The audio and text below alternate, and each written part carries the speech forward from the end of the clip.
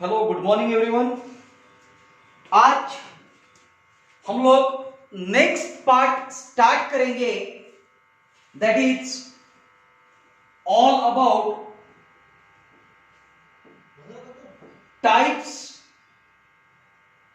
Of price elasticity of demand. बड़ा ख्याल दो, समझने की कोशिश करो। इसके पहले जो पार्ट कवर हुआ था that was types of elasticity of demand. Types of elasticity of demand में हम लोगों ने तीन अलग अलग टाइप देखे थे, price elasticity, income elasticity and cross elasticity. अब एक सेपरेट टॉपिक है जिसमें प्राइस इलास्टिसिटी के टाइप डिस्कस कर रहे हैं। Try to mark my word,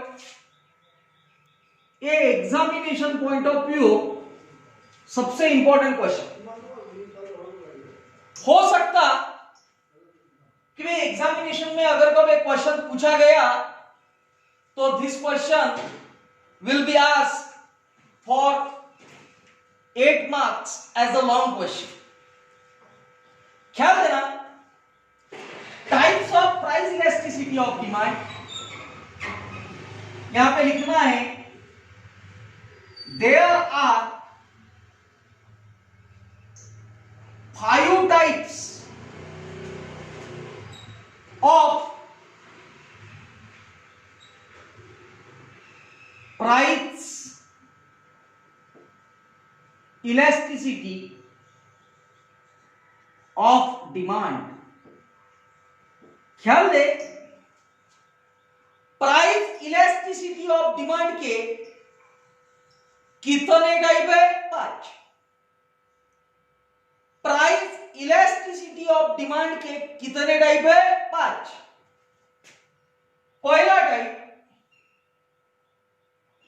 पहले टाइप का नाम आएगा यूनिटरी इलास्टिक डिमांड।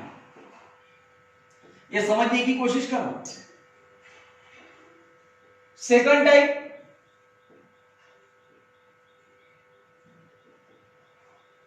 इसका नाम आएगा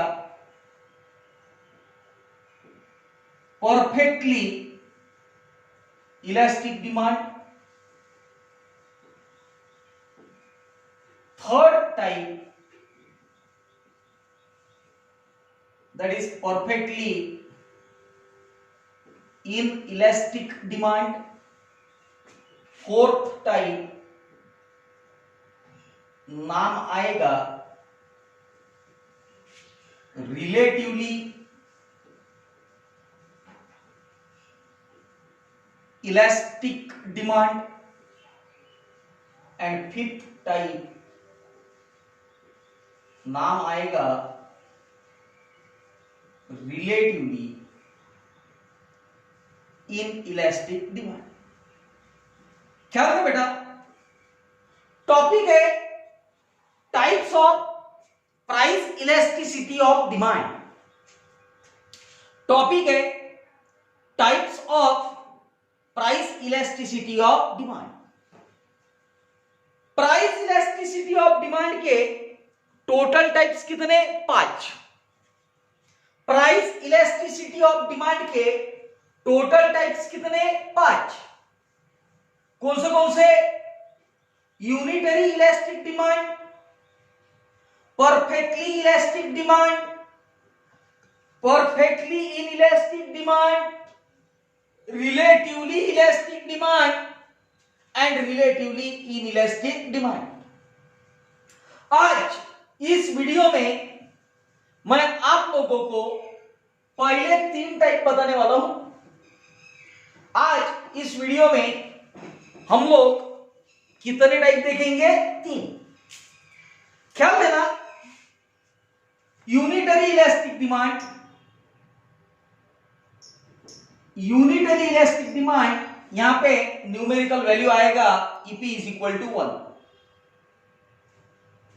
बाद में परफेक्टली इलास्टिक डिमांड है, परफेक्टली इलास्टिक डिमांड, इसका वैल्यू आएगा EP is equal to infinite. Perfectly inelastic demand है, इसका वैल्यू आएगा EP equal to 0।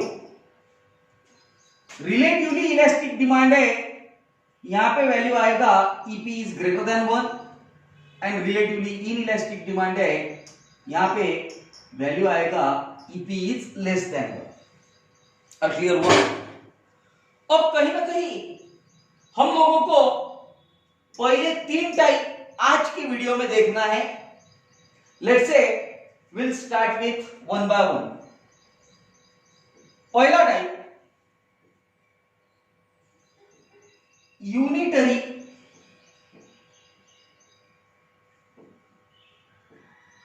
Elastic demand.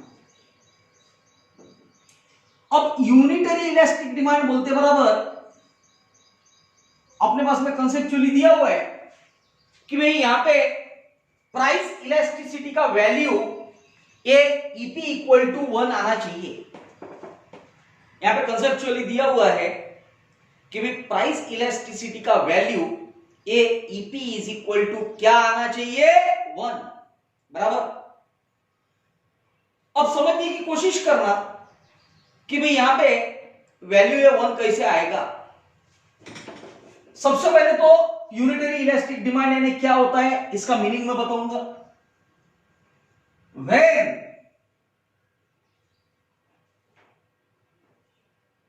change in price leads to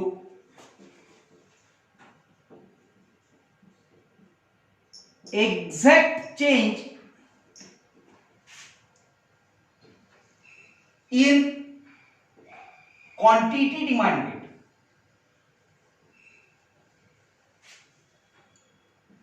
is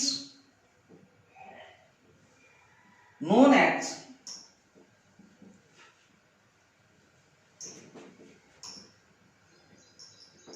unitary elastic demand। ख्याल दो, when change in price leads to exact change, underline the word exact, बराबर। क्या कहा गया? When change in price leads to exact change in quantity demanded is known as unitary elastic demand। अब समझने की कोशिश कर, ये एग्जैक्ट चेंज वाला वर्डिंग क्या होगा? ये न्यूमेरिकल कैलकुलेशन बराबर ख्याल देना। Let's say EP is equal to, मेरा कहना समझ, फॉर एग्जाम्पल प्राइस ये 10% से बढ़ गई। प्राइस कितने परसेंट से इंक्रीज हुई? 10%। प्राइस 10% से इंक्रीज हुआ, as a result quantity demanded ये 10% से कम हुआ। अरे सीधा हिसाब है, लॉ ऑफ डिमांड क्या कहता है? प्राइस बढ़ेगा, प्राइस बढ़ेगा तो क्वांटिटी डिमांडेड एक क्या होगा? कम होगा। प्राइस बढ़ेगा तो बट ऑब्वियस क्वांटिटी डिमांडेड कम होगा। प्राइस कितने परसेंट से इंक्रीज हुआ? 10%। एंड बट ऑब्वियस प्राइस अगर कब 10% से इंक्रीज होता है तो उसका रिजल्ट ये आया कि भी क्वांटिटी डिमांडेड ये 10% से कम हुआ। एंड देयरफॉर प्रॉपरली जज करोगे, EP is equal to now 10% divided by 10%, but obvious 10% अगर कब 10% से डिवाइड करोगे तो इसका आंसर जो है वो आंसर आएगा ईपी इक्वल टू 1। आंसर क्या आएगा? EP equal to 1। Clear? Now try to understand, ये मैथमेटिकली अपने को प्रूव करते आना चाहिए, बराबर। ये एक बार मैथमेटिकली प्रूव हो गया, अब अपनी रिस्पॉन्सिबिलिटी है हम लोगों को डायग्राम प्रिपेयर करते आना चाहिए। डायग्राम की ओर ख्याल दे। This is called as a X axis, this is called as a Y axis, and let's say this is a point of origin. यहां पे वाई एक्सिस है, वाई एक्सिस पे हमेशा प्राइस आएगा, and X axis, let's say X axis पे हमेशा quantity demanded. अब मेरा एग्जांपल समझना। लेट्स से प्रोडक्ट का प्राइस 10 रुपए था। जब प्रोडक्ट का प्राइस 10 रुपए था तो क्वांटिटी डिमांडेड 820 था, बराबर। प्राइस 10 रुपए तो डिमांड लेट्स से 20 किलो था, बराबर। अब प्राइस इंक्रीज हो गया and now let's say price is 20। अरे भाई, प्राइस कितने परसेंट से इंक्रीज हुआ? 10%, बराबर। As a result quantity demanded 10% से कम हुआ। इसका मतलब पहले 20 किलो डिमांड था, अब कितना किलो हो गया? 10 किलो। क्या प्राइस 10 रुपए था तो क्वांटिटी डिमांडेड 20 किलो। प्राइस 10 रुपए तो क्वांटिटी डिमांडेड है 20 किलो। जब प्राइस एक 10 रुपए से इंक्रीज होके 20 रुपए हो गया, उस समय क्वांटिटी डिमांडेड 20 से कितना हो गया? 10, बराबर। प्राइस 10% से इंक्रीज हुआ। अरे भाई, 10 का 20 हो गया, इसका मतलब कितने परसेंट से इंक्रीज हुआ? 10%। And as a result quantity demanded 20 का 10% हुआ, यानी कि 20 का 10 हुआ, यानी कितना परसेंट कम हुआ? 10%, बराबर। एंड अल्टीमेटली अब अगर कब देखा जाए तो ये जो दो पॉइंट आए हुए हैं, ये दो पॉइंट को ज्वाइन करो। इसको ज्वाइन करने के बाद में डी डी डैश, ये उसका नाम आएगा, बराबर। क्या नाम आया? D D dash. और ये जो डी डी डैश है उसका नाम आया, this is nothing but it is called as a demand curve. अरे ये डी डी डैश, ये क्या हो गया? यूनिटरी इलास्टिक डिमांड का डिमांड कर्व, बराबर। यहां पे ये डिमांड कर्व की जो प्रॉपर्टी है उसको एक स्पेशल नाम है, उस नाम को याद रखना है। Therefore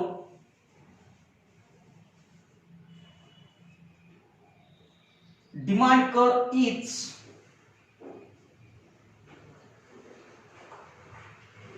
rectangular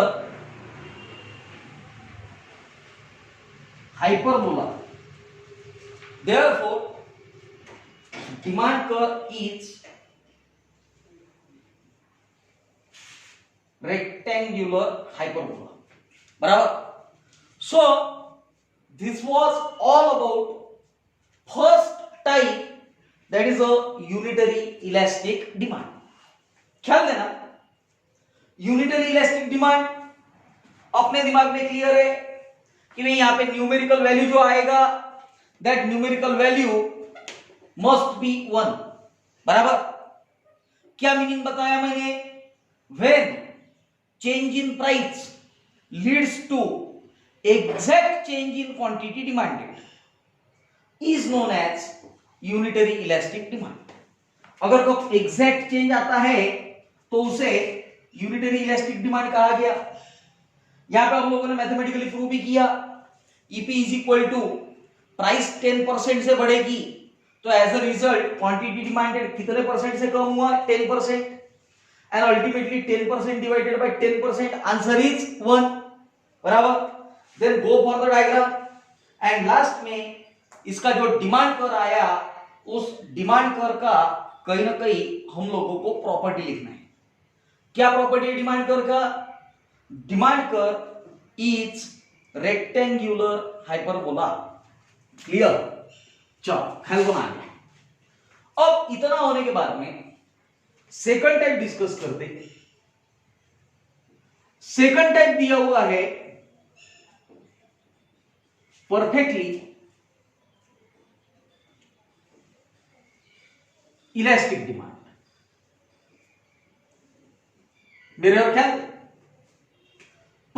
perfectly elastic demand, इसका मतलब है EP is equal to infinity. अरे न्यूमेरिकल वैल्यू क्या आएगा, EP is equal to infinity, बराबर। इंफिनिटी, इंफिनिटी का मतलब है अमर्याद, बराबर। ऐसी चीज जिसको काउंट किया जा सकता नहीं। अगर कब सपोज इसका मीनिंग देखा जाए तो इसका मीनिंग बताता है कि अगर कब सपोज एक आधे प्रोडक्ट के प्राइस में थोड़ा बहुत चेंज होता है, एक आधे प्रोडक्ट के प्राइस में थोड़ा बहुत क्या होता है, change.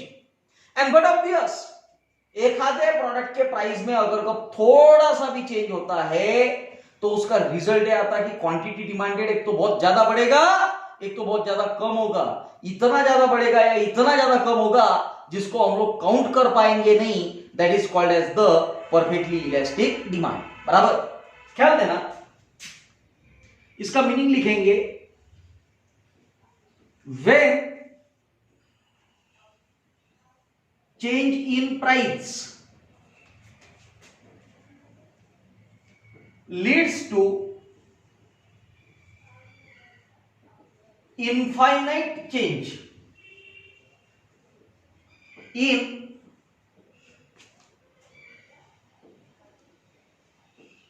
in quantity demanded, infinite change in quantity demanded is known as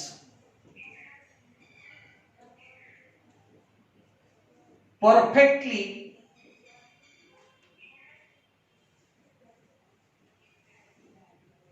elastic demand, बराबर। क्या कहा गया, when change in price leads to infinite change in quantity demanded is known as perfectly elastic demand, बराबर। उसे क्या कहा जाएगा, perfectly elastic demand. मेरे और ख्याल दे, let's say price got changed by 10%. As a result, quantity demanded got changed by infinity. And ultimately अगर कब देखा जाए EP is equal to answer क्या आएगा, infinite. EP is equal to answer क्या आएगा, इनफाइनाइट।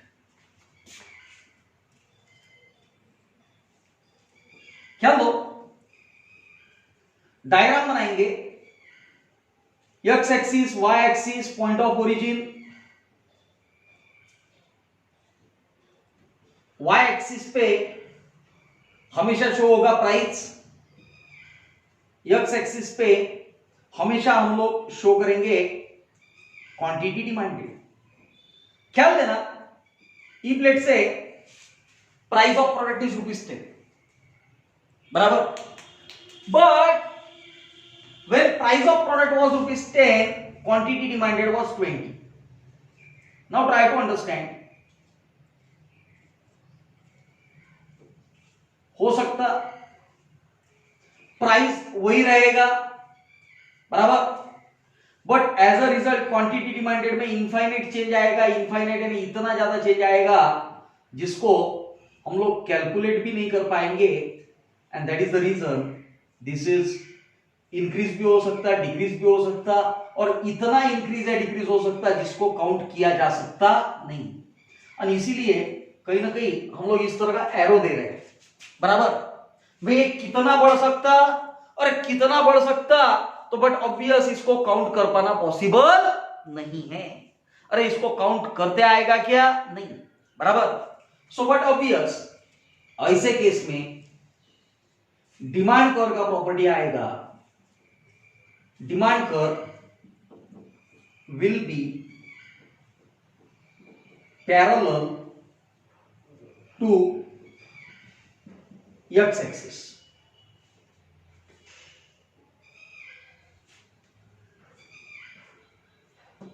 क्या है,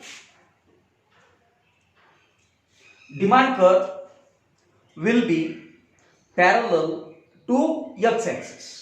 क्लियर हो गया। Now try to understand,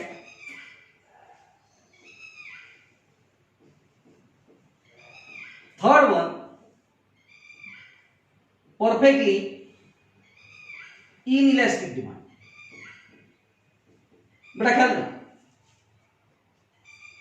perfectly inelastic demand यानी चाहे प्राइस इंक्रीज हो चाहे प्राइस डिक्रीज हो, क्वांटिटी डिमांडेड के ऊपर उसका कोई भी फर्क गिरेगा नहीं। अरे भाई क्वांटिटी डिमांडेड जो रहेगा उसमें कोई भी चेंज गिरेगा नहीं। ऐसे कुछ प्रोडक्ट होते हैं, फॉर एग्जांपल मैं एक बात बता, लेट्स से सॉल्ट, सॉल्ट का प्राइस कम हो गया, अब नमक का प्राइस कम हो गया तो सब्जी में ज्यादा नमक डालेगा क्या? नहीं, बराबर। या फॉर एग्जांपल सॉल्ट का प्राइस बढ़ गया, अब सॉल्ट का प्राइस बढ़ गया तो अब नमक कैसा डालोगे? कम डालोगे? नहीं, ऐसा नहीं होता, बराबर। उसका डिमांड उतना का उतना ही रहेगा, उसके डिमांड में कोई भी चेंज होने वाला नहीं है, बराबर। ख्याल दे, when change in price leads to no change in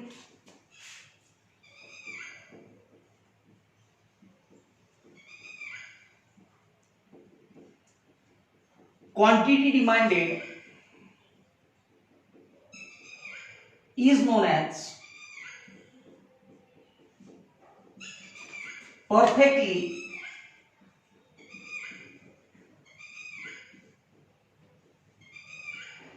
inelastic demand. Wording देख, when change in price leads to no change in quantity demanded is known as perfectly inelastic demand. अरे भाई प्राइस कितना भी बदलने दे, बट प्राइस बदलने की वजह से क्वांटिटी डिमांडेड में कोई भी फर्क आएगा नहीं, that is called as perfectly inelastic demand. क्या देना, EP is equal to, if let's say price got changed by 10%, but quantity demanded में कोई फर्क नहीं गिरा, ultimately 0 divided by 10% answer is 0. So but obvious this particular type is called as perfectly inelastic demand. ख्याल देना,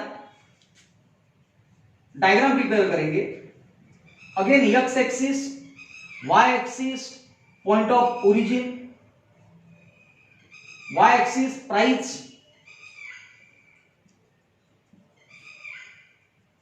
x axis quantity demanded, बराबर। Let's say price चाहे 20 रुपए रहने दो, प्राइस चाहे 10 रुपए रहने दो, प्राइस चाहे 30 रुपए रहने दो, quantity demanded will remain same, let's say 20 units, बराबर। ये हो गया डी डैश। कहने का तात्पर्य प्राइस इंक्रीज हो चाहे प्राइस डिक्रीज हो, क्वांटिटी डिमांडेड में कोई भी फर्क गिरेगा नहीं। This is what called as the perfectly inelastic demand. ख्याल दे, therefore demand curve will be parallel to y-axis. Demand curve will be parallel to y-axis. So this is what an explanation for unitary elastic demand, perfectly elastic demand and perfectly inelastic demand.